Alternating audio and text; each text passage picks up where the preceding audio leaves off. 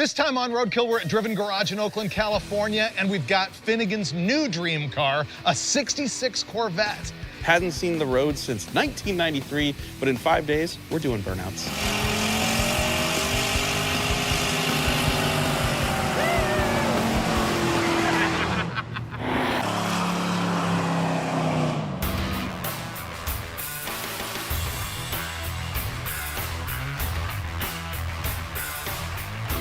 It's time to scratch another one off my bucket list.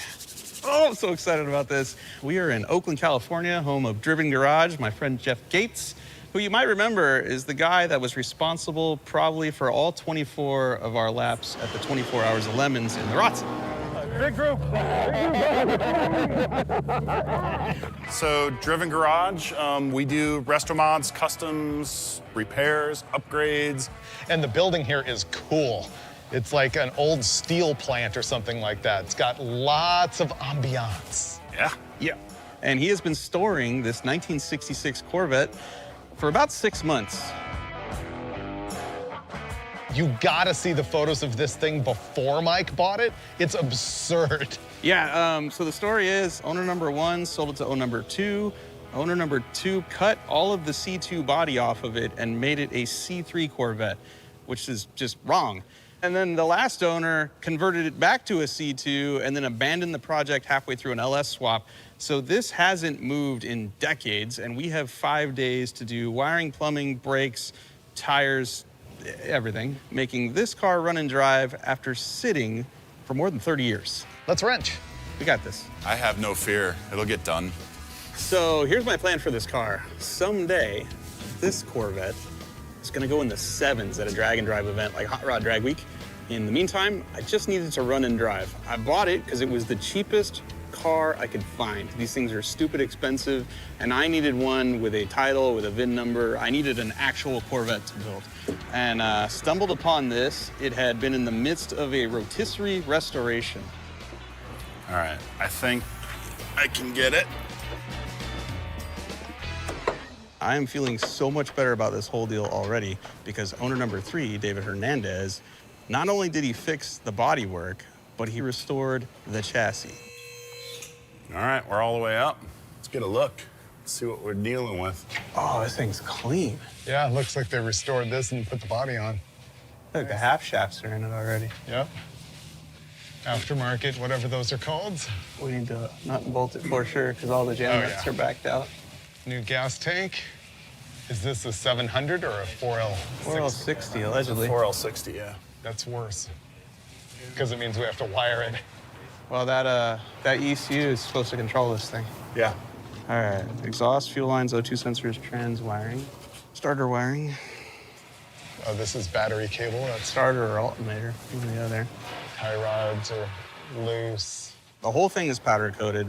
All the brake lines are new, all the bushings, the suspension components, it's all new. Our plan here is to connect the headers to the side pipes, run the fuel lines, wire the trans, fix the seat mounts because they're breaking through the fiberglass floor, connect a shift linkage, dashboard gauges, wire the entire car. And then after that, I mean, who knows? The world is our oyster at that point. Look, I'm working on a Corvette.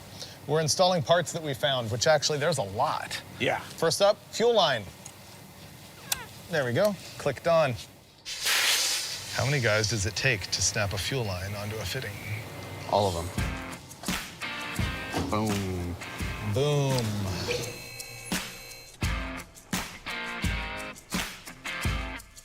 Those guys are back there finishing up the fuel lines and stuff. I thought I would just walk around do a nut and bolt check because everything on this car is like not tight enough for my standards. Lots of things look like they're done, but they're really not. Like that exhaust pipe's dangling from chicken wire and it's not connected to the header. And every fastener on the car that looks tight is just kind of cinched so that the washer's flattened, but it's not actually tight. So we're gonna make some fender washers for underneath the car. The bottom of the car is fiberglass, and where the seats bolt through, the fiberglass is cracking. We've gotta plate it so that it doesn't crack even more or send Mike flying through the windshield should something happen. So I'm gonna cut them on our CNC plasma cutter, which makes things quick and easy. Pretty clean cut. This is what we're making here. Just a big, giant fender washer.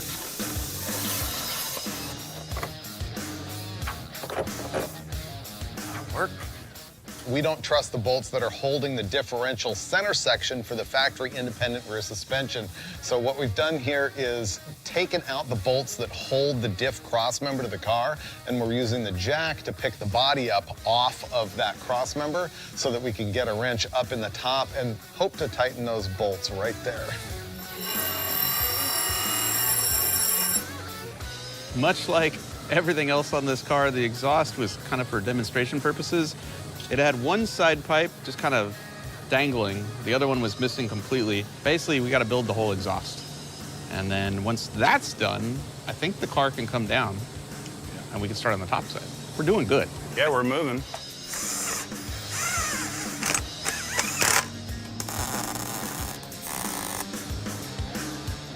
So we spent most of our day chopping, cutting, TIG welding. That's right, TIG welding, because all they have here is stainless, just the good stuff. And now we're to the end of the exhaust where Freiburger was going to MIG weld the side pipes to the down pipes we made. And once he does that, these go on the car goes on the ground, and we start getting to the fun part. Wiring, plumbing, and we're that much closer to hearing it run. I'm still thinking Tuesday, like it happens. Really? Yeah, today's Sunday. It's 2 days from now. We got this. I'm gonna be on fire, I'm moving, I'm Harry. All right, pretty good.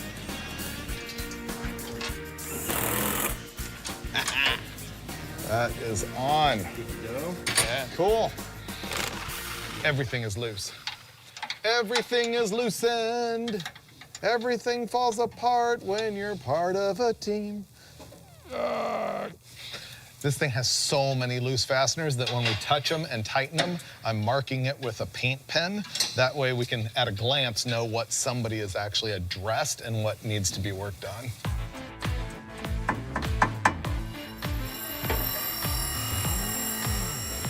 I feel good. How do you feel, Dave? I feel like we, right at the end, made more progress than I felt like we had so far. So I feel good. The only thing left on the bottom of the car is the shifter. So tomorrow will be wiring, plumbing, radiator, shifter, pedals, all the things.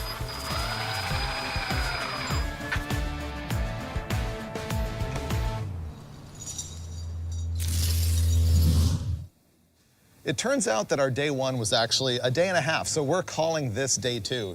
I guess today what we're gonna do is, first of all, drop a battery in it, and then we're gonna try and make the engine at least crank, or do you want run? I think we can crank. Okay. I appreciate that they put the battery in the worst place possible. Yeah, that's not handy. No way that went in. You're getting there. Dude. That's a bam. Done. Get the New Balances and the shorts out. I'm a Corvette guy. I just put a battery in one. Let's test fit that other tire. Okay. This Corvette has 20-inch wheels and tires on it, which obviously is way bigger than what would have come from the factory. So the tires are really close to the fiberglass valance here. And when you try to make left-hand turns, this tire hits this. So you can't make a U-turn in the car. It's not going to be good. So we need to downsize the wheel.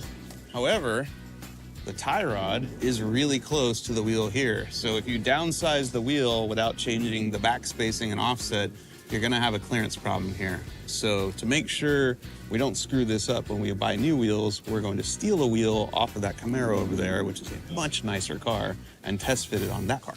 So we had 20 by 9s, and these are 235, 40, 18. So we have a 255, 20. So this should be smaller. Let's see what we get. Sits out further, which means this might be a problem if the car sat lower, but does it clear the tie rod? It's pretty darn close. So let's measure this one. Okay, so that's a 5-inch backspace wheel, and you said it was 8.5 wide? Yep. Back spacing is a measurement from the inner lip to the wheel mounting surface. The deeper the back spacing, the more inboard the tire moves. The shallower the back spacing, the more outboard it moves. Let me look up on his work order what the exact measurements on this are so that we're not guessing. All right, I've broken the seal, digging into the wiring harness that was already in the car for the ECM and everything. Fortunately, It's an aftermarket deal and most of the wires are labeled. I think what we're going to do is just sort of hot wire the whole thing. We're gonna put the ignition wire over there. Maybe we're gonna even run a wire to the fuel pump and see if we can make it just boom, have some sense of if it runs or not before we go into the full-on wiring.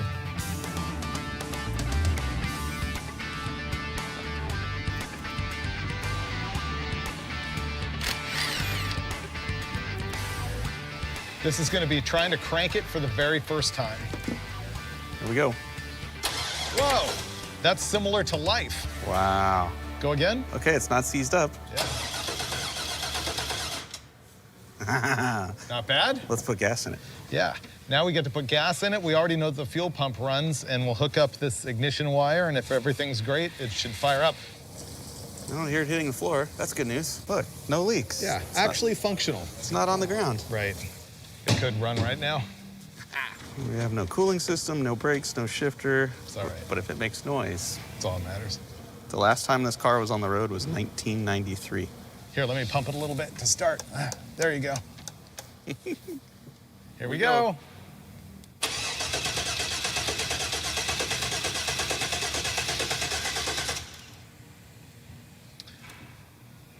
We get fuel up here yet?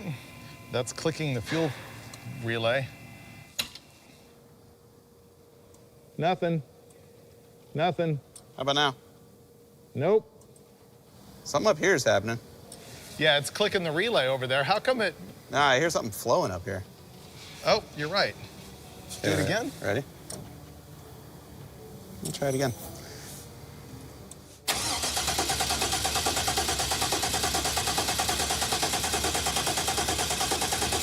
That's disappointing. I never heard it pump. You heard it earlier, though, right? I heard it earlier when there was no gas in the tank, but now I don't hear it. The pump's not pumping. Ooh, I see. All right, here we go. Okay. Yep, it's doing something. Okay, I'm gonna crank it again. Wait, there we go. Dude, that's running. That is running. Do it again.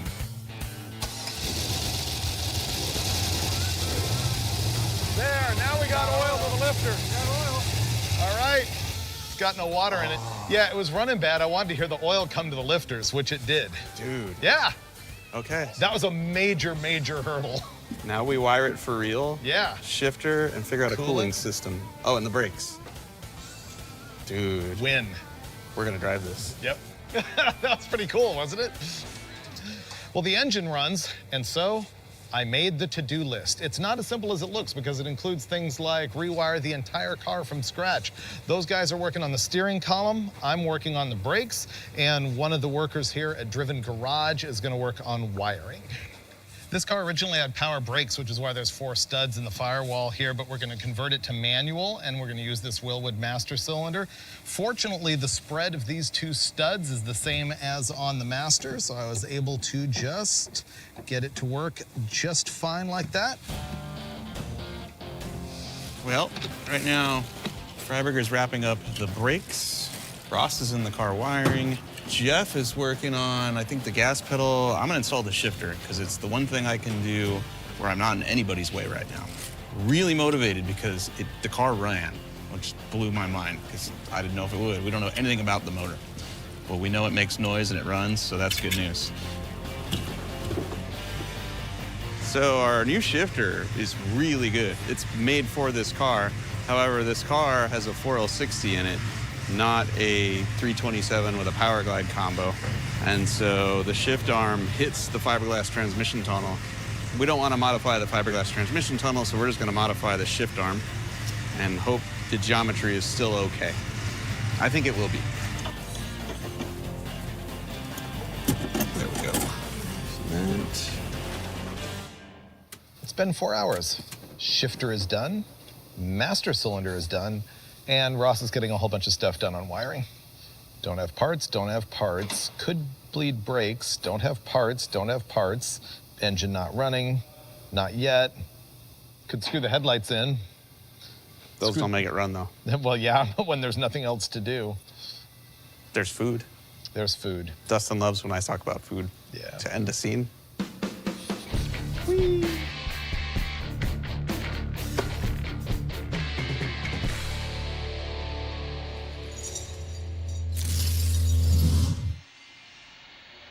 What day is it? Day 3, which is in fact 3.5. Okay. I feel good. It cranks, it runs. Yeah. It doesn't stop, but the brakes are in and plumbed. And we're gonna start out today with putting the dashboard in and mocking up the steering column. And this will be the first moment I haven't sat in the driver's seat yet. It's my first C2 Corvette experience. It's very Fiero-ish. And It's very hard for big, giant gorillas to get into. all right, hold on. I need to make the seat go back because You're all the way back. It's a Corvette, homie. that's it. Now the car's getting smaller as we put more parts on it. There we go. That's it. That's where it goes. This is so cool. Here comes column. Oh, geez. Your cluster's made of dark matter. Here's your first lightning scheme here. All right. How close are you to the mounting bolt? He's pretty close. He's right on it, actually. Oh, and this has the adapter on it for that wheel. This is the wheel for this car. This needs a double D welded to it, though. We can cut and just weld a stub of it on there. Uh-huh. And then we'll be golden. Important things happening right now. The car is still continued being wired. Freiburger is over there doing, I think, door handles right now, which is always a good thing to have. And right now, Jeff and I are modifying a stock steering column to connect to a late model box. And Jeff cut me this nifty piece of tubing. So we're gonna TIG weld that to that, and then this will go into a Borgeson aftermarket universal joint that goes right onto our box. Maybe a little wobbly. A little bit, but We could test fit it, and then if we like the length, we can come back over here and just tap it straight Yeah. and then burn it. This car is like a big giant model kit. It's unbelievable how the past owner bought everything new, partially assembled it, labeled it all, and all we have to do is assemble. And Ross is in there making wiring happen. This car is gonna have all of the lights functional. He claims he's gonna make the gas gauge work and even the clock. Mike and I are installing headlights, which is gonna make this car actually look like a car. And I installed the grille. Looks great. Whoosh. Whoosh. We're waiting for parts that actually make the car run and drive, and in the meantime, we're making stuff fancy. Door handles, Mike's doing windows. All so pro, so resto, so Bloomington gold. your sword, sir. Oh, yeah. I'm trying to get it lined up into the shaft. I'm almost there. There we go. Sweet. In there? Yeah. Okay. Then I will loosely attach this and then put the cluster in. Put the cluster in, then we'll push it back just a hair. Okay. Try to do this without scratching the heck out of it. Beautiful. Boom. Good job. These are our new wheels. The reason the fronts should work better is we have downsized the tire significantly, which is going to give us more room between the fiberglass and the tire. We've also reduced the back spacing by 1/2 inch, which is going to push the wheel out, which would give us problems with the fender, except we made the new wheels 1 inch narrower. So it's a narrower wheel that is pushed out away from the car. That means it's going to clear the ball joints and the tie rods here, which was the first problem we had. The back tire is just a little taller and a little wider. Dude, I think these are gonna clear. 1 finger between the tie rod and the tire. Okay, We are good. good. How about between the fender and the tire? Oh, it's not even close. Look at that. That's my worry. No, here. Oh, I think we're gonna be all right. It goes good with the primer, too. Yeah, it's like a match. It's metallic primer color. We're getting good at this car styling thing. Stink bug. It sits like a truck. Yeah. You could pull some top leaves. So we just got the new wheels and tires on the car. I love the wheels. The stance of the car, I don't like at all. And it's been exaggerated by the fact that we've got smaller tires on the back. So what I'm gonna do is remove probably half the leaf springs in this car. And that will lower this thing at least 1 inch here. That'll do 2 things. It'll make the gap between the body and the fender smaller. The car will look better. But more importantly, it will level out the half shafts, which will make the U-joints a little happier because they're at a pretty extreme angle right now. So here we go. Whoa, okay. Driver, I'm getting roadkilled. This bolt goes into the diff and holds the fluid. I'm gonna need something here. And then I tried to put it back in and it flung it everywhere.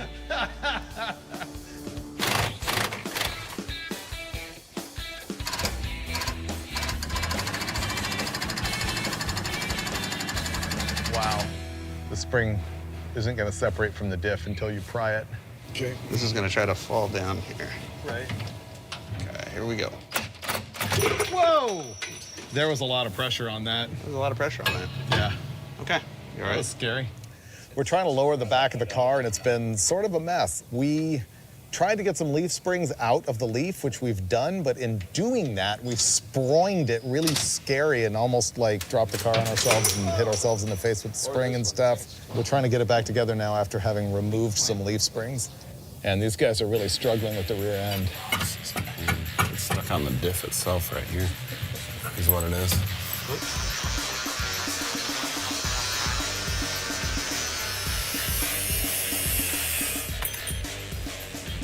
Hot stuff. Done. All right, we're putting this in. Yay! All right. That's safe enough for my standards. Yeah, you keep flattening it. Yeah, look at that. Careful, dude. This goes on the bottom, the bushing goes on the top, and then the nut goes on, right? There you go. Yep. There we go. Whoa, that's what I was afraid of. This has been one of the more educational roadkills for me. I'm learning a lot. It's gonna be a damn shame when we let it down and it's too low. And then just gorilla it like that. Whoa, I was gonna say, don't touch it till he's done. I gotta get a better purchase on it. There you go. Hold, hold, hold, geez. hold. Don't kill, don't kill. Okay. I have it. 4 seconds. Oh, God. Other way. Don't scare it. Don't kill me. Don't kill me. There you go. Ha ha. That was a lot of work. Let's hope it worked. All right, you got it? I got it. Come on, baby. Come on. It's slowly coming down. Okay. Oh, there's no shocks. I was like, why is There's it so no bouncy? shocks. There's no shocks. Is the tire gonna clear the fender? Oh, yeah. It'll come down when it rolls, too, just like a front suspension needs to come down when it rolls. Dude, it looks way better, though. It does look way better. I like the stance. Yeah. You know, the tires might rub when we go down the road, but I know it didn't make the car run, but thank you for humoring me. Appreciate it. Anytime, buddy.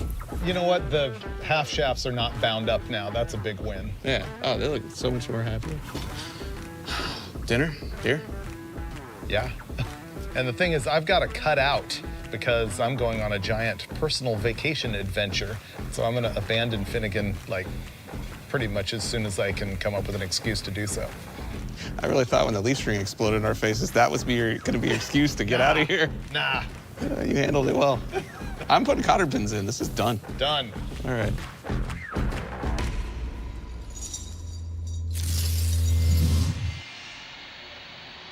Day 4.5, list version 3.0, and they're cutting holes in the roof over here, so that's what you're listening to. Here's what we have to do. Rear shocks, because the old one hits the frame. Alignment, bleed the brakes, bleed the power steering, that's easy. Throttle pedal cable, a mass airflow tube and filter. Radiator hoses and water mics working on now. Trans dipstick, that's on me. Trans cooler needs to happen, and then we'll install the hood. And wiring, that's Ross's problem. We don't even care. He's just making it happen. So this might actually turn into a drivable car today or tomorrow. So this radiator came from a company called Entropy. They are out of Illinois, and they specialize in LSX swaps. This is a direct fit for a C2 Corvette. The top mount is different than what the original mount was in this car, so we'll have to deal with that there. That's pretty easy. Yeah, this is good. The radiator hoses are on the right side of the motor. Yep. This should be money, and more importantly, we have room Yes. to turn out there. Oh, good call. Yeah. You're right. We have all kinds of room to go there.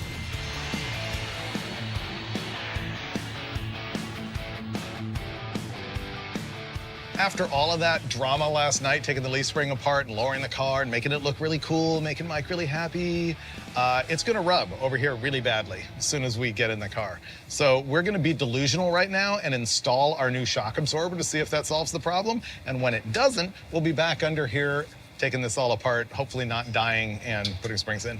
What if you only ride on this side of the car because there's more clearance?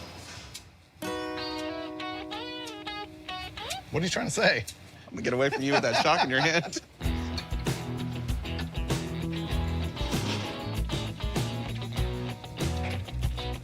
That's gonna hit, isn't it? Wow, when we align it, it will. Yeah. Really? Yeah. Don't align it. Well, yeah, look, it's going flat. Yeah. All right, let's put 2 of the springs back in. I'm glad we didn't cut that bolt.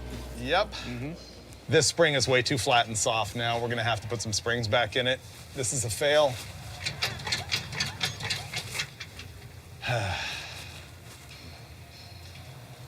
Can we say we told you so? Redoing work. It happens, but we told them so. Jeff and I are going, we told you so.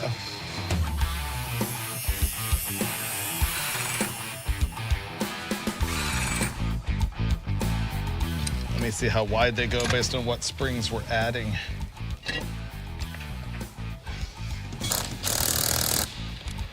All good. Spring's done. We put 2 more leaves back in it, so it's 2 leaves more heavier now. Let's see if it helps the ride height.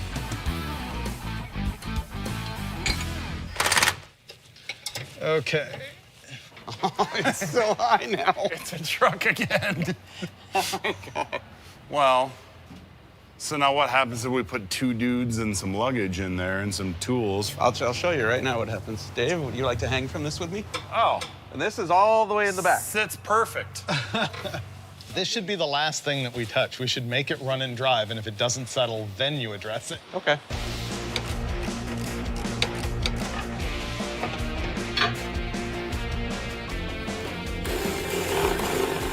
If you just want to hold the top bolt right now, We're ready. Go for it. I'm gonna put my plate through it. So right now, we're installing the gas pedal, and thanks to Jeff, because he just hurried up and whipped out 2 doubler plates. And that's a plate that goes on each side of the firewall, sandwiches it together so that when you install bolts through something like a gas pedal and you tighten them really tight, the bolts don't try to pull through the firewall, which is fiberglass. The metal plates just distribute the force across a wider area. I like that.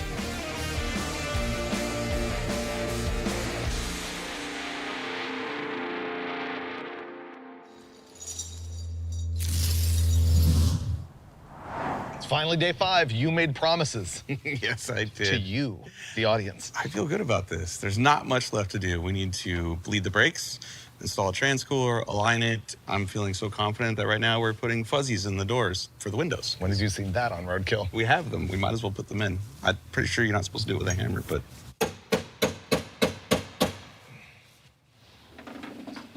I did make the doors work. Look. Yes. It even locks.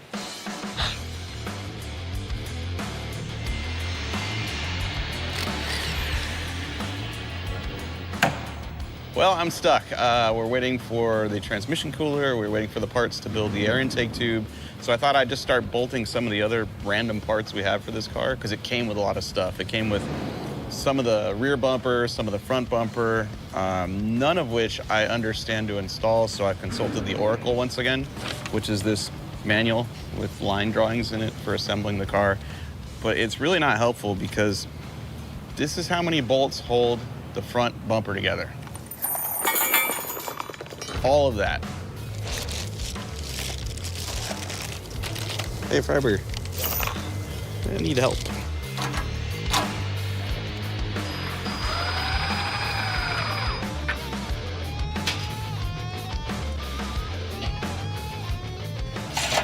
Okay, let me get the other side.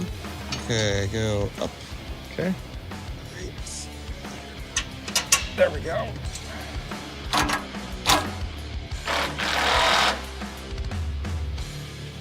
Technically, the only thing we need to run and drive is this, taping the MAF to the throttle body because the tubes we ordered aren't going to get here, and bleeding the brakes. So I'm going to install the transcooler.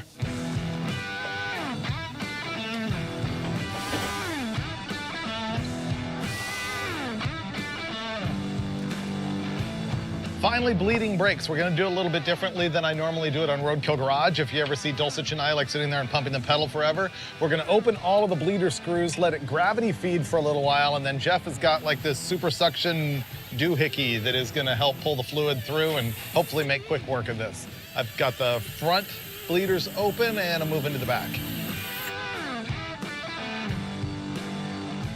going down. I believe it would run as soon as we put fluid in the radiator. I'm plugging a hole in the radiator, just a pipe plug. Mike is putting a set screw in the steering column, then we'll put water in it, and theoretically, we'll be ready to try and drive this thing for the first time. Well, we fired it up off camera in order to get the coolant to go in the thing, and unfortunately, the engine doesn't run very good, and we hooked up our OBD2 reader, found out our problem is there was no inlet air temperature sensor at all, the IAT. And so I'm hoping that that helps solve the thing. We just plug it in and let it dangle. It'll do something other than have just an empty wire there. Maybe I'll tape it to the manifold or stuff it right there. When you listen to this side versus that side, it's not the same.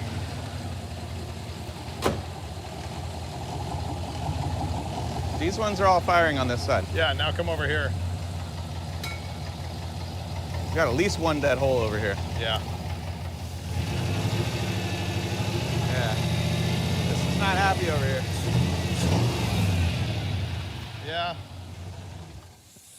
The engine doesn't run right. It's running on 6 cylinders. So an MST wire normally is about 40 ohms a foot. This is 6 inches long, so 29 ohms. That seems fine. These are okay. What if we got dead plugs in there? Here's our last half hour. Engine runs like doo-doo. We install new inlet air temp sensor, doesn't really fix it. Jeff breaks out his super Zamma Jamma gun right there for thermal imaging, realizes these 2 cylinders aren't really firing. We start to diagnose it a little bit. Ross spots that there's 2 wires in the coil plug wiring harness that are reversed. And so this is going to be the moment of truth where we fire it up and see if Ross fixed it. Yes, that is fixed. That's way better. Yep, can tell immediately. Oh, yeah. 2 of the coil unplugged coils were firing at the wrong time. Great work, Ross, that was great. Let's go do burnouts now. Let's go do burnouts now. Awesome. Ready? Red eye. I even got the hat. Oh, dude. Let's see. I think that's lights? Yes. Dash lights work. Oh, man. Ross is really good, actually. All right, does it go in gear?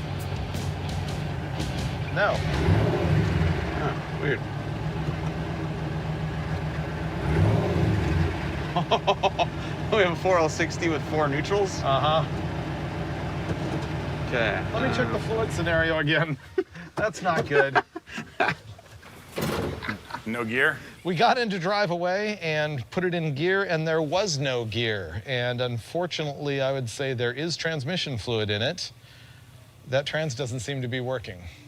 Oh my God. Is there a torque converter in there? Is there a torque converter in there at all? Pick it up. Let's have a look. What if there's no converter in this transmission? The entire car was assembled for mock-up. Uh-huh. What if he just bolted the bell housing to the motor and there's no converter in there? We got in the Corvette to drive away for the very first time, and the only satisfaction that we got out of that is this hat. We were only trying to do burnouts. Imagine if we were trying to go somewhere. Like,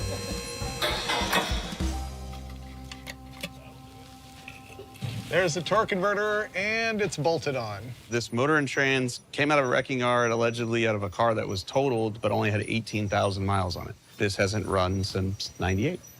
It has a torque converter. It has torque converter bolts. We're gonna run it through the gears a little bit more and just keep adding fluid until something happens, like a fire. That is nothing burger. We're pouring in exactly the amount that it takes to make this car move. You want to fire it up, Mike, and run it through gears? Sure.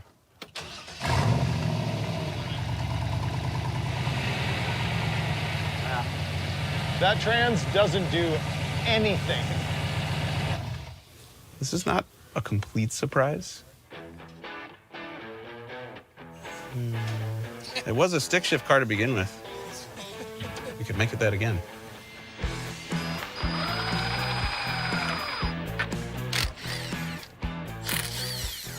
That was full. I'd say that's over full. So the Corvette doesn't want to move. We have tried putting more fluid in it. We have tried moving the shifter to every gear. All we have are 4 forward neutrals. And so now, car's up in the air. We are now pulling the pan off to see, is there something physically wrong with this thing? Because it's not pumping fluid. That's fine. There's nothing wrong with it. The only thing left is converter not seated in the pump, but that's highly unlikely since he did get it bolted together. Uh-huh.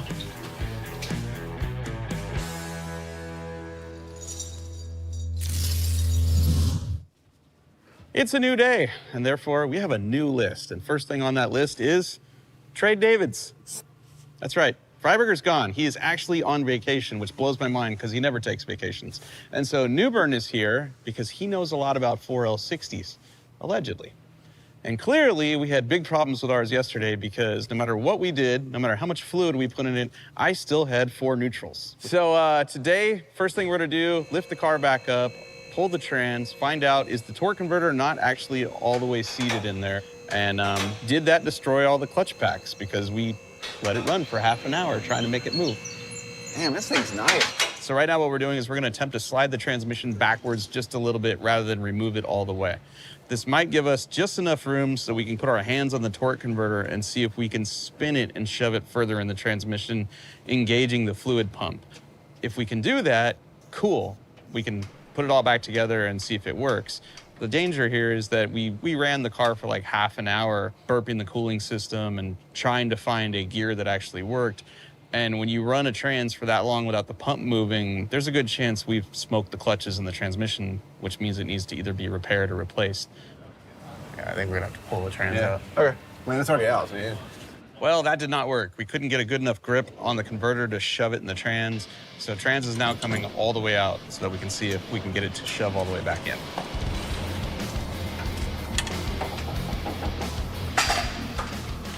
It does feel like there's a load on it.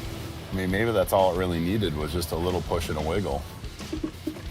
So right now we pulled the converter out to see if we can see how many times it actually, clicks into position. We think it's just not going far enough, but I don't know. We're about to find out, I guess. And we can't get the transmission down any further because the drive shaft is stuck in the car. We could probably undo this U-joint if we need to. Oh, like pull the U-joint loose? Yeah, like just take these caps off and... Okay.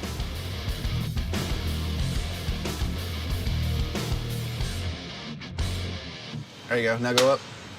All right, go. Oh, got it. Sweet. How to take out a Corvette transmission. Be really sketchy about it.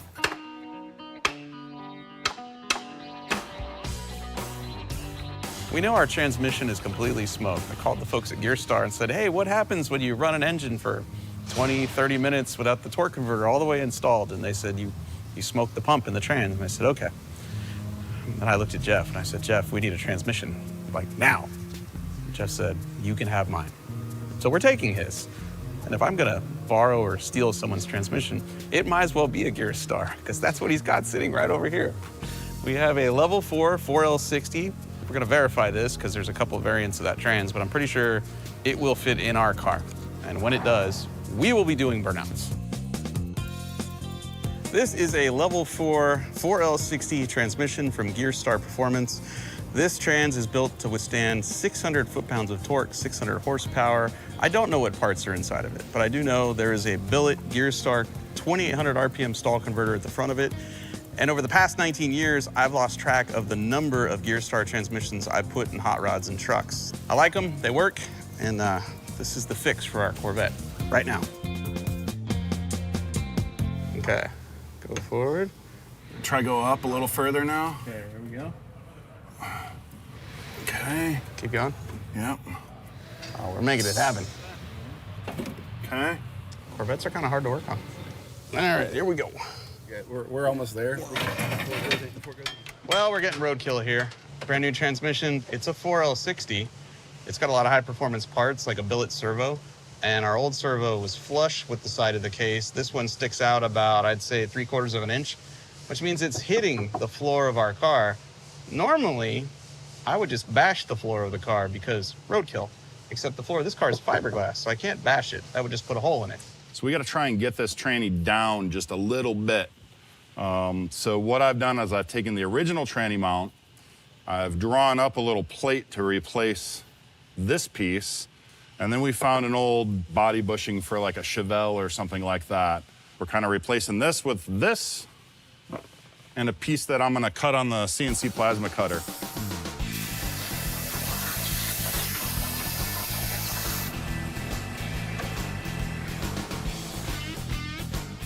There's the impact. There we go, baby.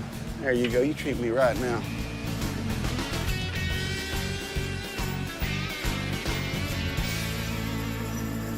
This is the moment. All the work, all the thrashing, all the unknown, because it's a Corvette and we don't know what we're doing, comes down to this. Does our new transmission move? Let's find out. Let's try reverse. Oh, we got reverse. All right, neutral. All right, now drive. Oh, we have drive, dude. Let's just warm up the trans and shift it through a few gears so we can check the level. Yeah. Reverse. Neutral drive. I think it's working. We're gonna go do burnouts.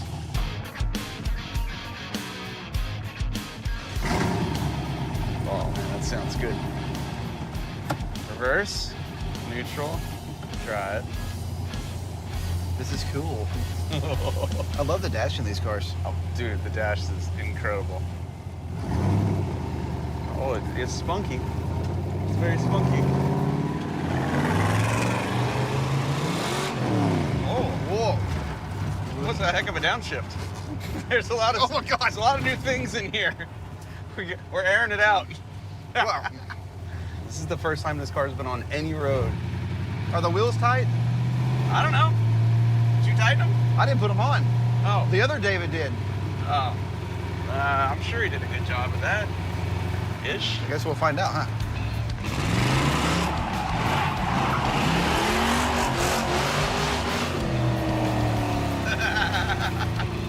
Dude, that's awesome. This thing's great.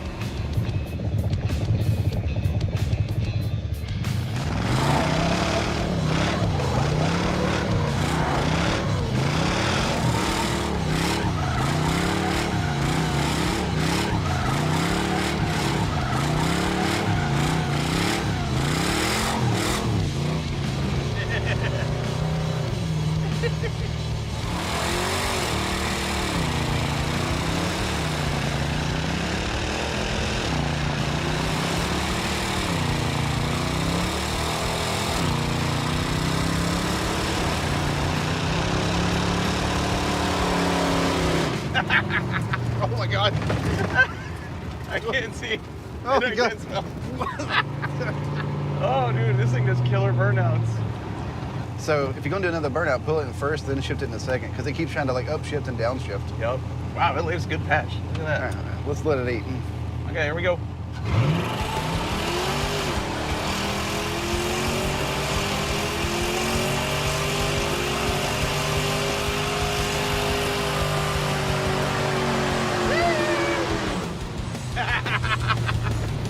Dude, I can't see nothing.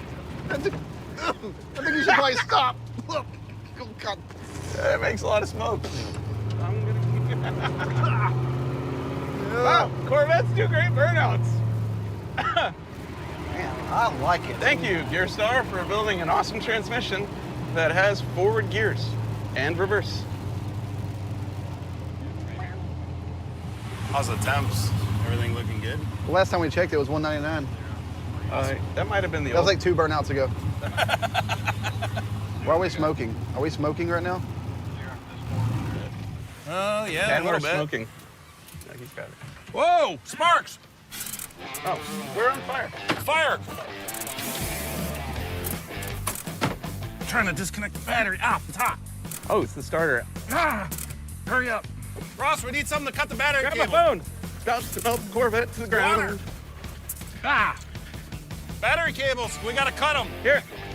Water. Okay, battery cable's cut. Okay. Okay, that was exciting. All right, dude. Yeah, I'll be all right. It's gonna hurt a little bit later. Thank you for saving the car. Okay, well, that's it for this episode of Roadkill. That's just how it goes. You know, you throw a car together in 6 days and you don't get very far. But we did do burnouts, which was the goal. Yeah. And maybe we'll fix it, and maybe you'll see that on a future episode of Roadkill. You know what's fun while it lasted? Wow. Almost lost the car. You know, we always say, oh, God, I hope we don't lose the shot. We literally almost lost the car. All right, Smokey. We just named the car. Thanks for the water. Yeah. Appreciate it. Oh, boy. That's my first electrical fire on Roadkill. Oh, God, 12-volt Dave was here. No wonder why this thing caught on fire.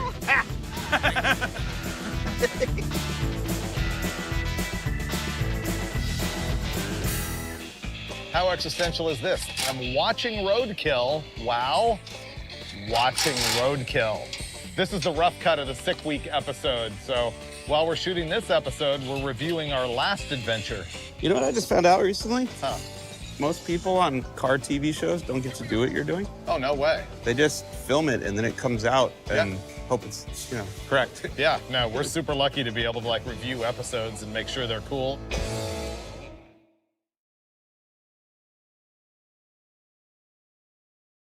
Star flashing, bass is loud. Feel the rhythm, move with the crowd out. Hands up high, body so close. Tonight's the night we lose control. Heartbeat racing, don't slow down. DJ spinning, feel the sound. No more worries, no more rules. Just let go and break the mood.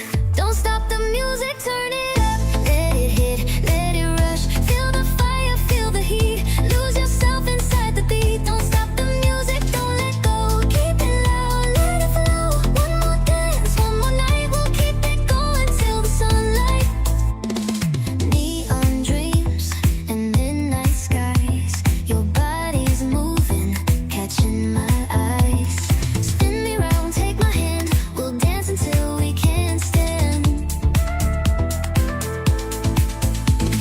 Heartbeat racing, don't slow down. DJ spinning, feel the sound. No more worries, no more rules. Just let go and break the mood. Don't stop the music, turn it up. Let it hit, let it rush. Feel the fire, feel the heat. Lose yourself inside the beat. Don't stop the music, don't let go. Keep it loud, let it flow. One more dance, one more night. We'll keep it going till the sunlight. Hands in the air, let's go higher.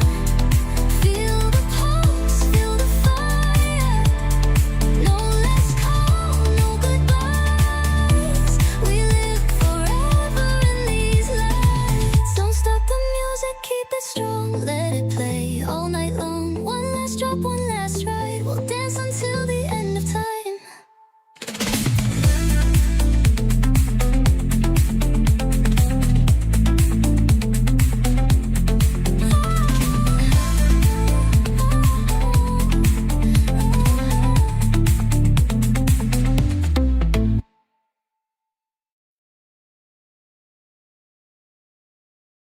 This time on Roadkill, the very first car that we ever built together is back, and we love it more than ever. That's right, and this is our most lofty goal ever for a road trip. Ranchero lives! Woo!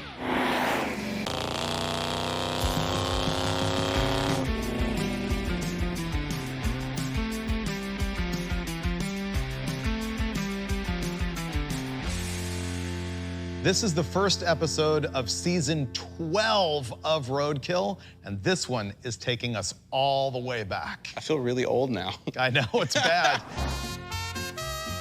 You paid how much for this? $1,300. This is exactly what we need, because if we wreck it, it doesn't matter, right? You look skinnier, I look way fatter from way back then, so you're in good shape. I look like my dad now, though. It's all gray. All gray, it's true. Actually, it's white. So is this thing, because it's been sitting outside for so long. We built this 1968 Ford Ranchero right here on the very first episode we ever shot. This is the car that started it all. We built it because we wanted to go to Alaska in it, and in our first episode, that was such a failure that we decided not to air that first episode that we shot. We aired something else, and this was the second episode.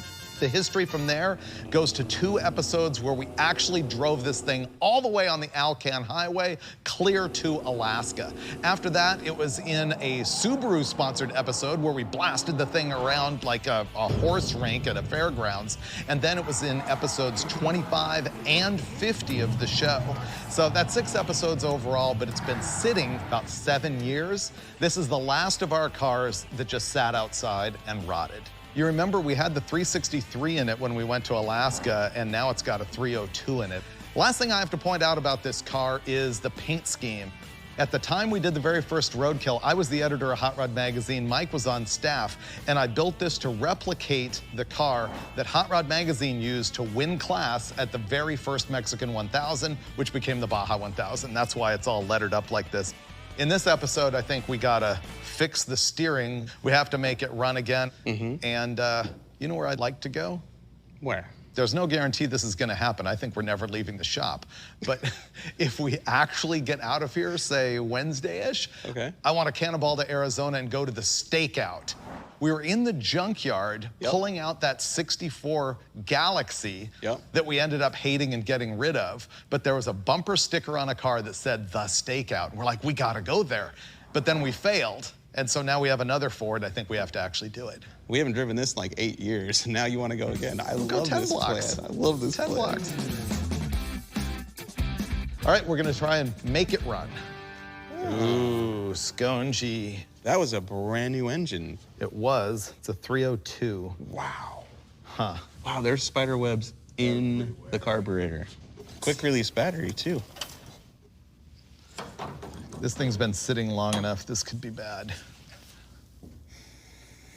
That's varnish. It's fine.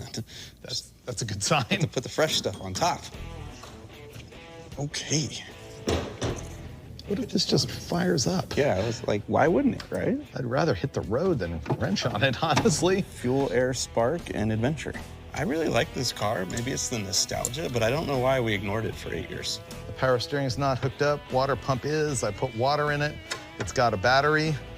All right, we're gonna crank it and see what happens. I'm gonna go all out and like carb clean it. That's how you know it's day 1 of the episode. Good as new.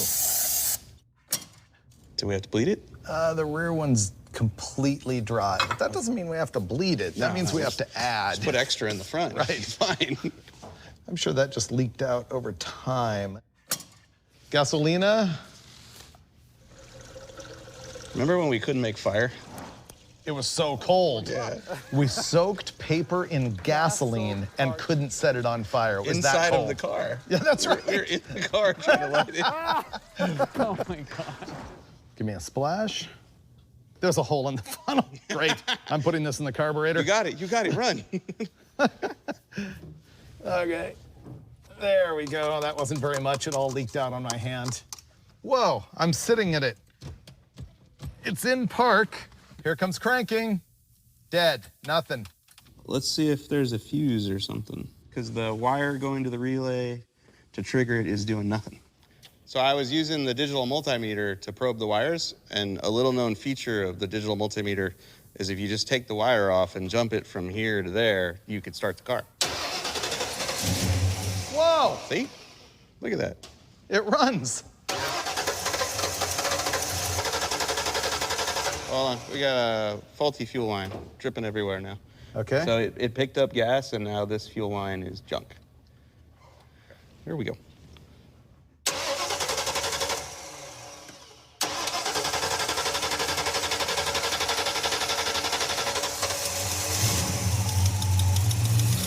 Woo, it's alive. Wow. That sounds all right. Wow, that's pouring gas. Is it? It's bad. All junk, but we can fix that pretty easily. Man, it runs good. It sounded great. Yeah. Wow. All right, let's fix that. There's the dead one. I'm gonna throw this away. Thank you, HRG, for your hose. I appreciate it. Junk. Okay. Ready to start again? I believe is fixed. Go.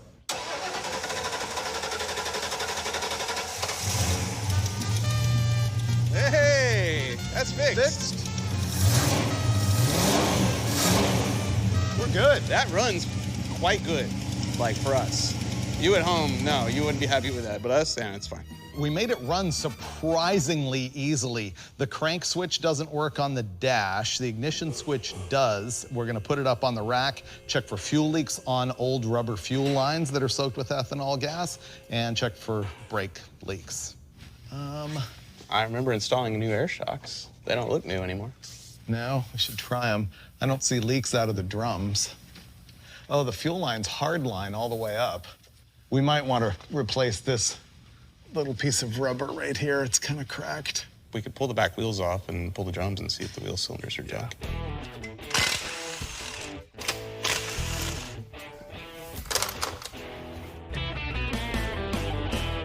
This one fuel hose is a little dry. I'm just gonna pull it off because what would the episode be if I didn't have gas in my armpit? Ah! Oh, it's going for the armpit. It is. Ah! Ah! It's 3/8, not 5/16. That's armpit. Ah! OSHA is so excited about this. Full armpit. Top fuel armpit. I don't know why that makes me so happy. Let me get you some hose. I'll be over here. Here, pull this off. I don't want to. I'm plugging it. Oh, okay. Pull it off. Got it. Okay. Ah! If you ever want to go EFI on this thing, you've got the hose for it now. So dumb. Ah. See, we both have our roles on this show. David drinks the gasoline with his armpits. I change the sway bar bushing. Okay, we're gonna try and see if these brakes are leaking anywhere. Boom. And that wheel cylinder's not leaking. All right, we're done here. Let me just go ahead and put that back on. How about the other side? These brakes are new and not leaking. At this point, we kind of fiddled around underneath the car and we're procrastinating on trying to fix the brake problem. That's good. You want me to start it and check the brake pedal? Yeah, why not? Here we go.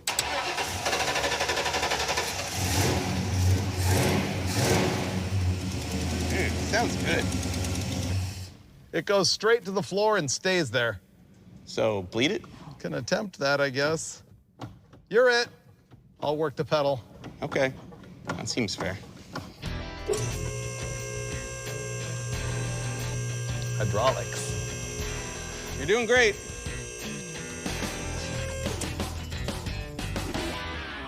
Up, Okay, try it again. down. Yeah, we got nothing happening back here. Yep, it's either the master or the whole system's plugged. It's not moving any fluid. All right, Freiburger, go ahead and hit it. Down. Okay, whoa, hold on. We got brake fluid. Now I'm gonna pull the rubber line off and see if there's something going on in here. I'm sure the rubber's clogged. Maybe I can unclog it. Empty? No. The rear is what's lower The here. smaller reservoir. Yeah, but it didn't take much. Like, I was surprised. Pumping. Down. All right, starting to get fluid now.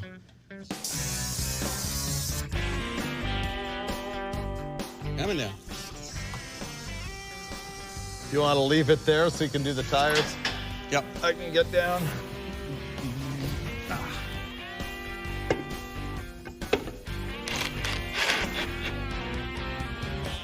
All right, we've bled the brakes, fiddled with some junk, replaced some hoses, haven't fixed the wiring. We decided we're gonna go for a test drive.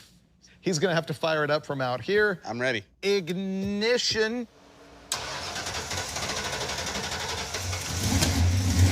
Ah! It has oil pressure. Oh, good. Let's go to Alaska. What do you Let's say? see. Let's do it. I dare Let me you. try. Oh, it stopped. And the tires rub. They hit the frame a little bit, I think. Let's ride. Feels weird. This rides exactly like I remember it riding. Yeah, the steering is funky. Brake check. They do stop. We've got them. Kinda. We have brakes. We have forward momentum. Wow, it smells like a car that hasn't been running in a long time. The tach doesn't work anymore. Here, maybe if I turn this on. Now. Oh, did you hear the starter? I think you just fixed it, brother. I think I did.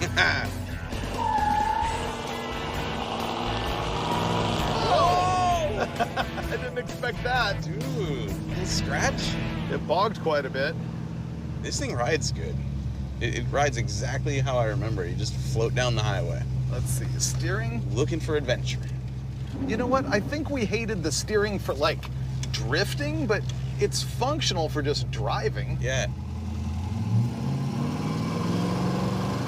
Wow, it actually runs pretty good. Not bad at all, dude. That is not bad. That was fairly spunky. Wait. Oh, I stepped on the brakes and it tugged right. I think maybe the rust is just wearing off the rotors. Yeah, we're good.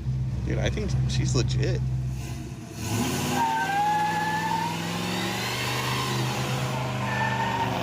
Yeah. Definitely legit.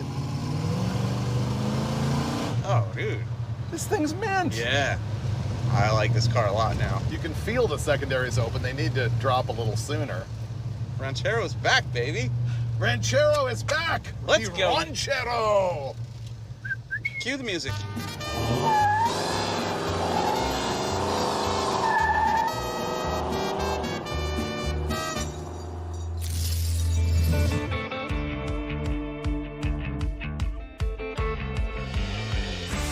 Yesterday, we road tested this premium bit of Roadkill history, and it's way better than expected. I've fallen in love with it again. Really? Yeah, we drove right out of here and went to Alaska. I wouldn't say no. Let's go. Dare you. I wish we could. Today, all we need to do is maybe look at the alignment. I think the toe might be hinky. You on top of the wiring? I mean, I'm adjacent. I don't know if I'd say I'm on top of it. There's wires there, yes. Yeah. Probably more than we need. And we'll either continue to start it with this or struggle trying to figure out why it doesn't work. Nah, I think we can just run a switch inside. We don't have a starter switch, so we should be hitting the road today after a little bit of tinkering. I'm happy with this. Okay. So I got just the very surface tension ring of the bubble on the inside. Let's check the other side. They're the same and good enough.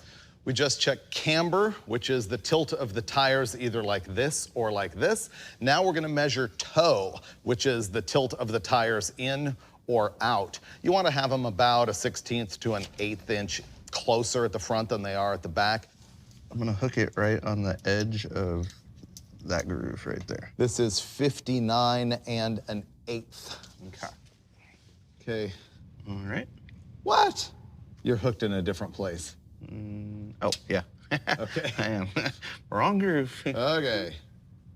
All right, we're good. That is 59 and a 1/16. The alignment is flawless. Or good enough for us. It's tighter in the back and wider in the front, so they're towed out. Oh, you're right. Yeah, Sorry. we need to fix that. Disregard, perfect. Yeah, you're right. It needs to come in a little bit. Yeah.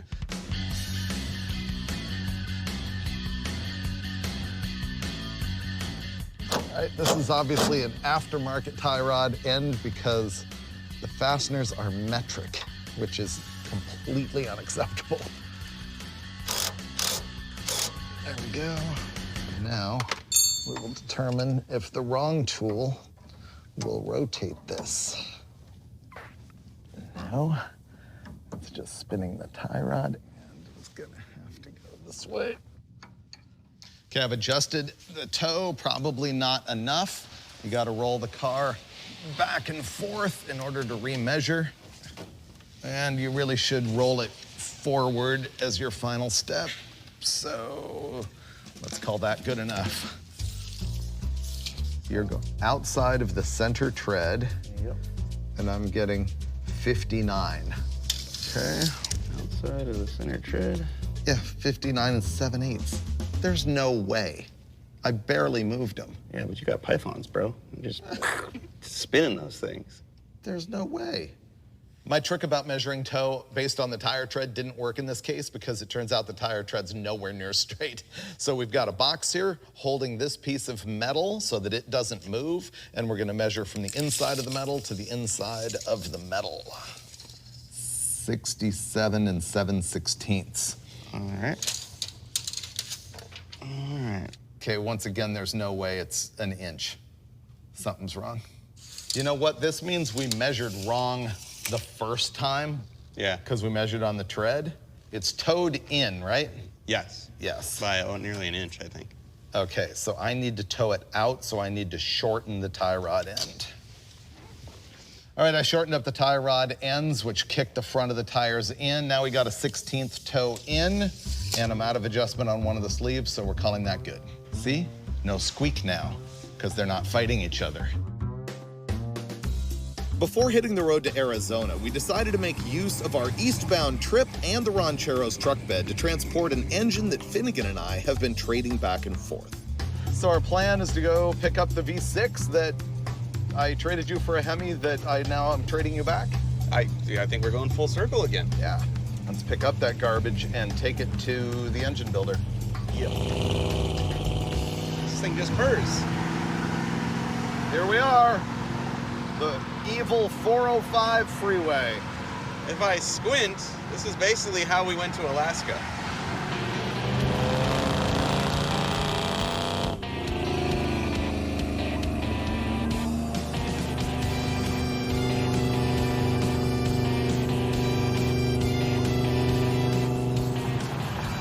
We're at 200 degrees.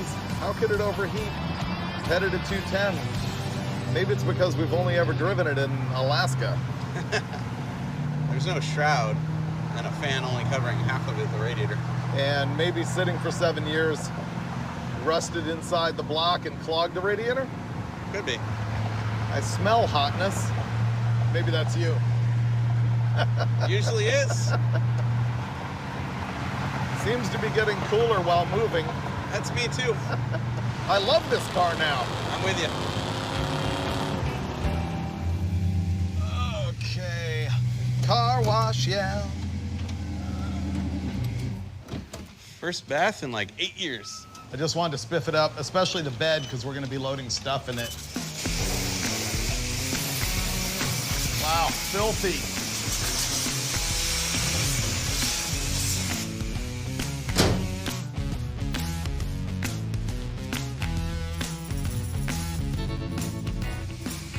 Look at that spot-free rinse, you know?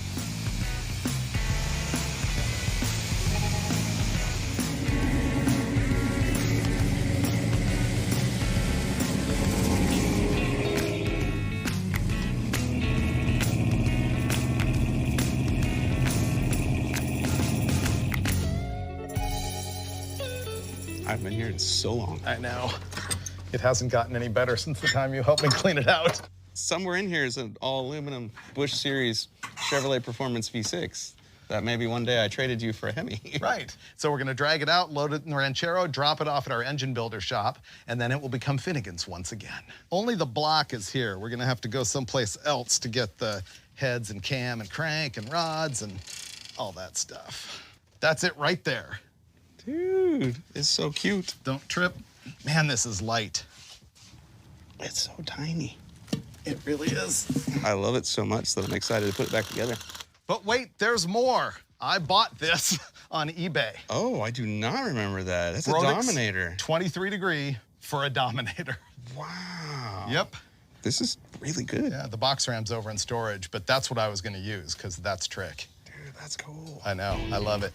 This V6 is from the original trade that Finnegan and I made when we were first putting together the Blasphemy 55 Chevy. I gave him a 535 cubic inch Hemi in exchange for a Chevy NASCAR Busch Series aluminum V6. He then blew up the Hemi a couple times, took it out, had it rebuilt, and surprised me with it in 700 horsepower trim for the Hemi Gremmie.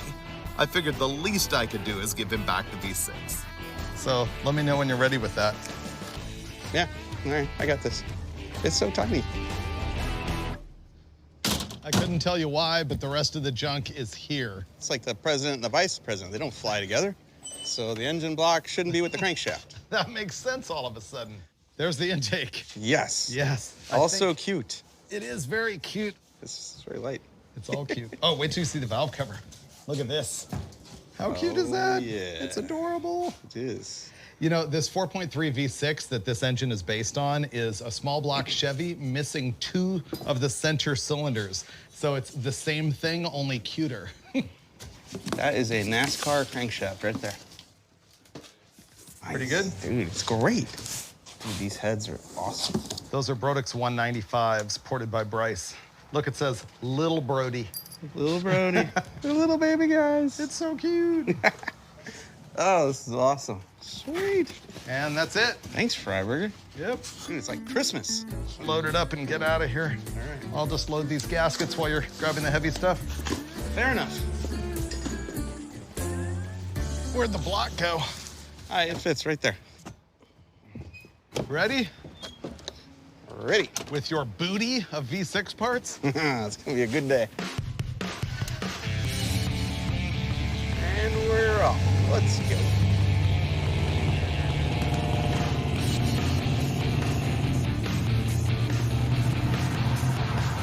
All right, finally, here we go to Yuma to drop off the V6 in theory. Yes. I feel confident in this car and our inability to get there. I guess all you care about is making it to the engine shop. Anything after that is just stuff. If we get to the engine shop, awesome. If we get anywhere else, awesome. I want the stakeout. Oh, I would love the stakeout. Will they let me in shorts and sandals?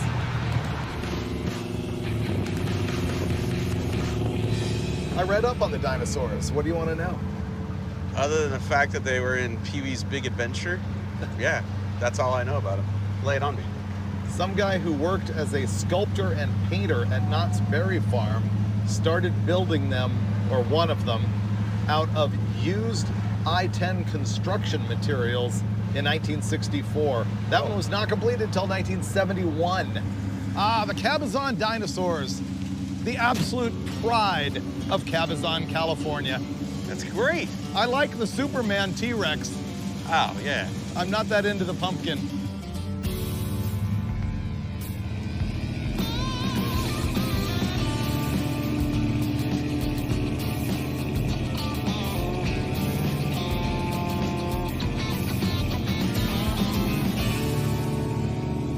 The whole time we've had trouble with the starter only clicking. I've got to like touch the wires together a bunch of times to make it go, and now it doesn't even click. So we're gonna figure that out. I think if we arc it across the starter solenoid or relay, that it'll probably work. It's this wire. I think this wire just doesn't have enough oomph. You want to arc it across? How can that be nothing? There we go. Okay. Okay, I think the problem is this wire doesn't have what it takes to throw this doohickey. This does. Yeah. So you hop in and I'll get us going. Okay. I gotta have some job here. Ignition! I see no problem here. Gotta go under the hood to turn the fan on anyway, so. All right. That'll be fun when it dies on the freeway somewhere. No, that's not gonna happen. This is a reliable automobile.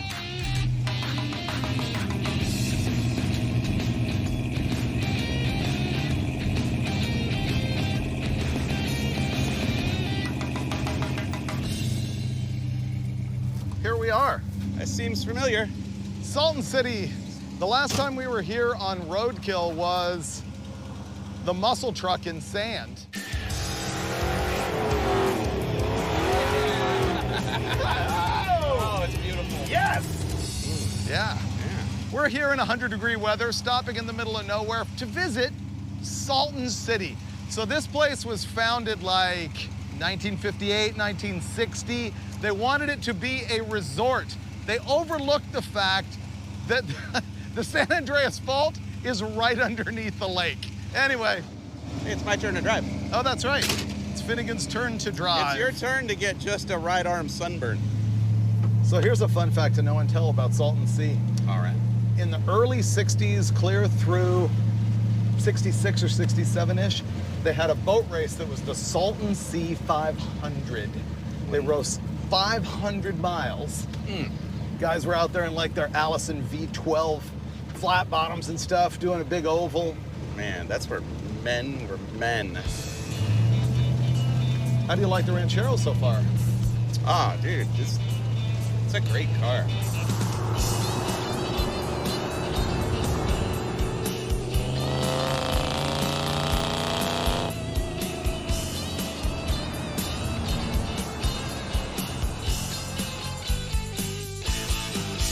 Yuma, Yuma, you're my kind of town. Yuma, Yuma, Yuma. Home. Yuma. You my favorite. That works pretty good. I like that we're almost there and I can eat finally. They got garages, dude. Yeah. Swimming pool, movie stars, black gold. Boom.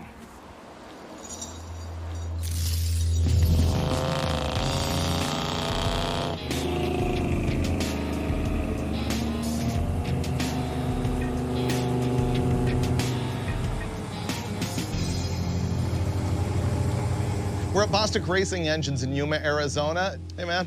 Hey, what's up? We made it.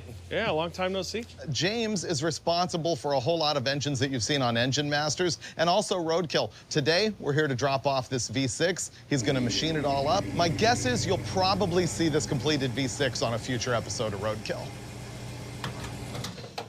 There you go, headers you don't need. Heads, rods, block, gaskets. But Freiburger bought this. This is my favorite. Because every little motor Yeah. needs a Dominator on it, you know? Exactly. Yeah. Check out the block. How cool is that? I haven't seen one of these things in probably 15 years. I've never seen it either, and it's been in my garage for 10 years. It's all new. We did a lot of them, and then all of a sudden, they came out with that LS deal, and then it was just These like were gone. gone. Before we leave, can I get a tour of the shop? Sure. Yeah, why not? Okay, so yeah, usually everything comes back here, gets unloaded, cleaned up, run through the washer, we mag check all the iron, heads, blocks, stuff like that. Just inspect everything, see what's good, what's not. So what we'll do is we'll go, and here goes to the surfacer. Oh, all right. And what we do here, we use a deck true fixture and centers, or goes off the main center line, but also you level off of the fixture. So before you ever get to this point, have you already measured the stroke of the crank, the length of the rod, the pin height of the piston? Yes. And so you know, before it goes to the machine and you're setting the deck height of where it's gonna end up. Yeah, so we'll do that, figure out what your deck height for zero should be, and then decide if we want zero deck, if we want them 5 out, if we want them 5 in, depending on application. And then we can come in, measure, and actually cut it within a thousandths of our target. Okay. So this is the last stop in the assembly line of putting an engine together. This is the clean room, the engine assembly room. This is where you would be after all the measuring, all the machining's done. This is, you're gonna slam it together. Like that's a big block Chevy going together. Small block? Yep. LS. So these 3 things are all gonna get assembled by you and then dyno tested and then go into cars, trucks, boats, You do it all. Pretty much, yeah. Yeah. How long would it take you to go through this whole process where it's back in the room ready to assemble? And what I'm asking you here is how quick can you get my motor done? It'd probably be a couple days. Okay. Everybody at home, Pontiac Racing Engines, Yuma, Arizona. That's where you go to get your entire engine rebuilt in just 2 days. Good luck to you, sir. I appreciate it. I won't be calling. I'll just come back in 2 days. I didn't say which 2 days, and they're not in a row. It worked. All right.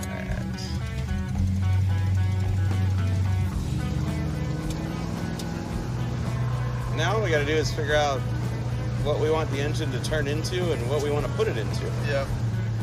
I wonder how fast it would push a lightweight C2 Corvette drag car. Put a turbo on it, it'll do whatever you want it to do. Question is, will it live? Yeah, like, will that block move around at 1,500 horsepower? It's gonna shake hard. There's that. It's 272 cubic inches, not that different from a 4.6 liter Ford. Just like with a 2JZ or with a Honda 4-cylinder, displacement isn't the limitation. Airflow. Airflow and RPM. and surviving. Yeah.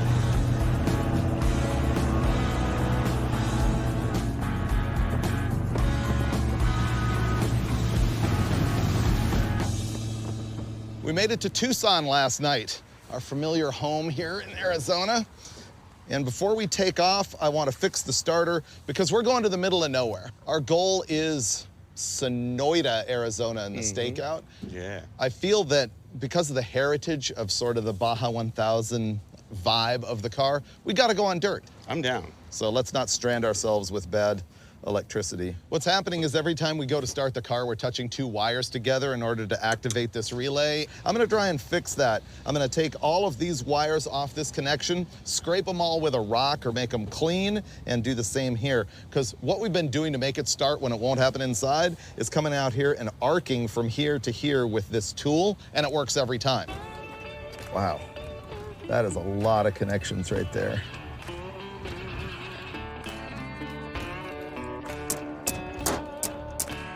Okay, I got all these clean. Now Mike's fixing the trigger wire, which is probably the real problem here. Let's try it. Ready? Yep. Here we go. Declare this car fixed. Let's go off-roading. Allow me to start our vehicle from inside the car.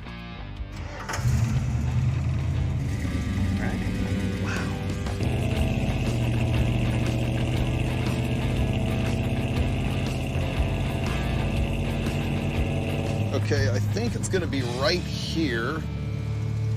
This gets us to stake?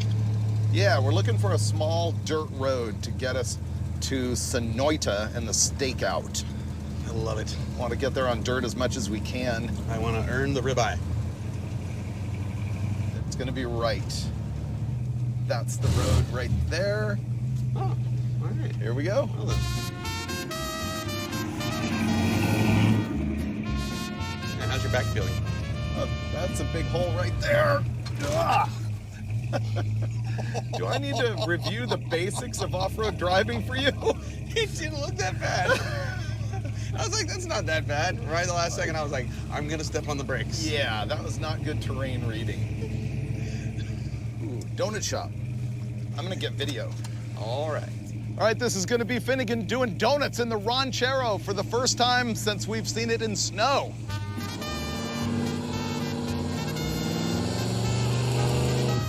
It'd be so much better if this thing wasn't a one-legger. Oh, there's a tree there.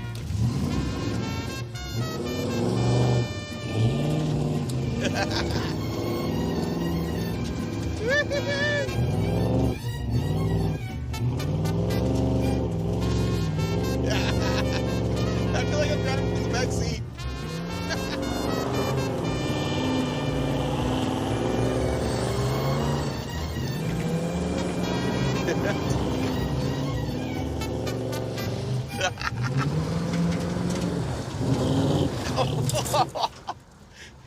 Uh-oh. I may have to go start it for him. Remember the whole field repair this morning in the hotel parking lot? That didn't work. You might have a little bit of weeds in the tire bead.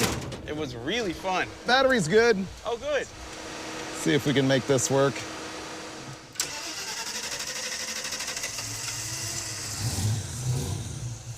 We're back. Donuts for lunch, donuts for dinner, donuts for breakfast. Here we go.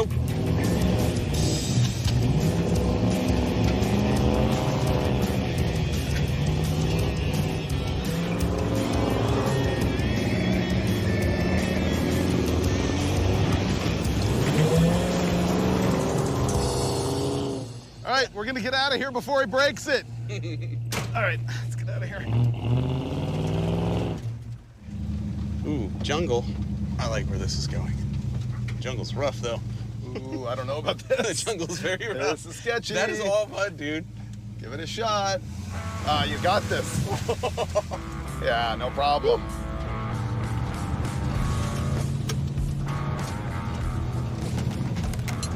Let's try to make it smooth. There we go. And I see strip. Ooh, be careful of that big log. Ugh, I keep picturing that one right in the oil pan. I feel like we have pretty decent ground clearance, you know? Whoa. I like this car more and more, actually. I really like driving this car. We made it. I'm surprised how much I like this little 302. Maybe it's because we didn't build it. Pretty much. I mean, it works good.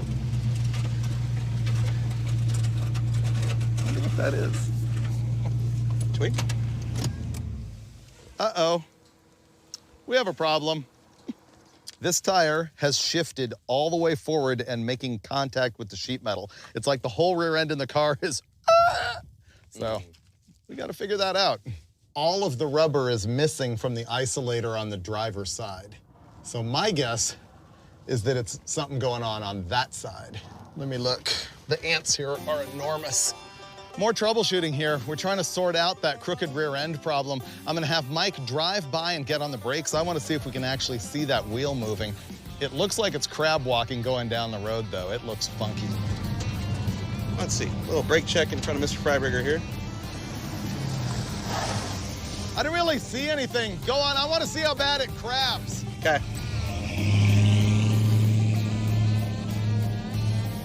It's crabbing pretty bad. From the back, you can see that the body is like, you know, running sideways like a puppy dog. There's still a chance it's been this way since day one when we drove it all the way to Alaska. I just don't know. I think I might have just noticed because there's so much mud on the tire that it was rubbing that leading edge of the wheel opening. No, that could be the steering. Yeah, doesn't it look funky? It pulls to the right really bad, but... It looks funny. All right, so it is crooked then. Yeah. Okay. Yeah, we're gonna try and drive back to town, get a jack and some jack stands and park it on some level ground and really troubleshoot it. It looks really, really funny.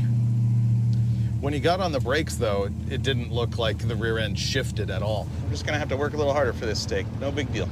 This car hadn't moved in like 8 years, and look at what we've done. Look how far we've gotten. We've Uber parts to an engine builder. We've driven hundreds of miles. Cruised 80 on the highway. Yeah. And, you know, a little mishap in the dirt. I blame myself. Alrighty, check this out. We drove all the way over here. We got the tools that we needed. We parked on some nice, smooth, flat concrete here. But then, through the power of the Motor Trend Plus app, I went and found the episode in season 2 when we drove this thing all the way to Alaska, and they had this shot right here that clearly reveals that that tire has always been off-center in the wheel well. The reason I noticed it is it was rubbing mud off of it. I think what we need to worry about, though, is why this thing's now pulling hard to the right. Yeah, I think we've knocked her out of alignment. The thing is now, if you look at the car directly from the front, you can see that this tire is and also so it's junk. Remember when we were back in the shop and I was setting toe on the tires? Well, that's the problem that we've got here. This one's towed way out because this tie rod is bent. And I'm gonna climb underneath and loosen it up again and adjust that again. Okay, rotating this thing. You know what this means is the Ranchero has crabbed down the road ever since we've had it. We never noticed it. There's no jack stands under the car, but there's a brand new set of Duralast jack stands sitting in that box right there. All right, let's drop that and see if we like it. Okay, and we have a brand new Duralast jack. I think I got it. I nailed it by eyeball. I'm gonna have Finnegan drive this thing around the parking lot and tell me if it's good, and when it is, I'll lock it down and we'll be out of here.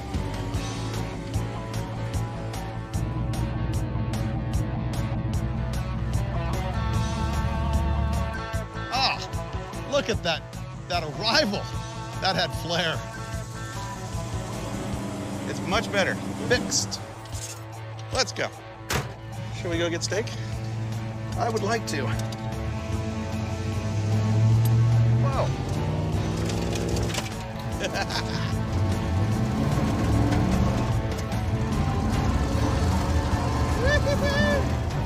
That's pretty good.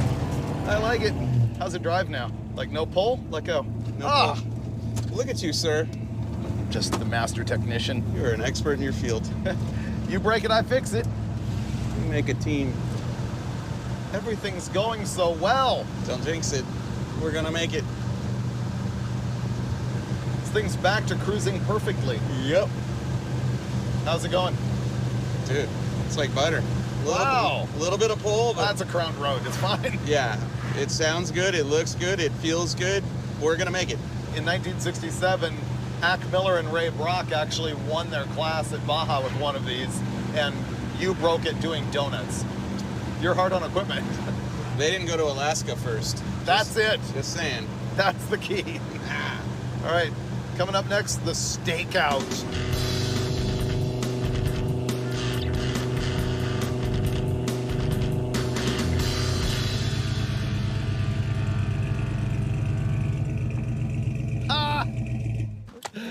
We made it. I did not expect this place to be in a gas station parking lot. I just know I'm happy to be here after 3 years and 8 years of this thing not moving, so. What a completely stupid goal. All because we saw a sticker on the back of a car in a junkyard. That's all I need.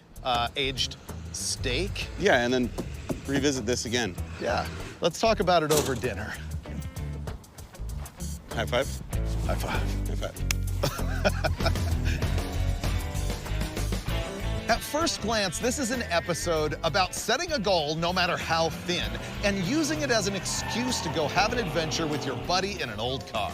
We did, and finally made it to the stakeout, checking a minor victory off our list. But looking deeper, Finnegan and I really came to realize what the Ranchero means to us. This is the first car that we ever built together. We never made it to Alaska in the Ranchero in season 1, and that was our first big fail. Then, getting it all the way to Alaska in season 2 was our first really huge win. We let the car sit abandoned for so many years as we tackled other stuff. And simply reviving it for this episode brought back so many memories over the past 11 seasons. And now, we love the Ranchero more than ever. What a great way to kick off season 12 of the show that's really just about our lives. It's the show that we call Roadkill.